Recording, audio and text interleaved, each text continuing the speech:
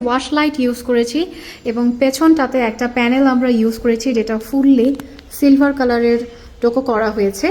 silver কালারের ডোকো, এবং নিচে থাকছে হচ্ছে একটা মার্বেলের একটা প্রভিশন, যে প্রভিশনটাতে অ্যাকচুয়ালি হচ্ছে টয়লেট্রিজগুলো রাখা হয়, সেই জন্য আমরা এখানে একটা স্টোরেজ অপশন রেখেছি এবং নিচের থেকে হচ্ছে বেসিনের যে ইকুইপমেন্টগুলো আছে সেগুলো এখান থেকে ইনস্টল করা হয়েছে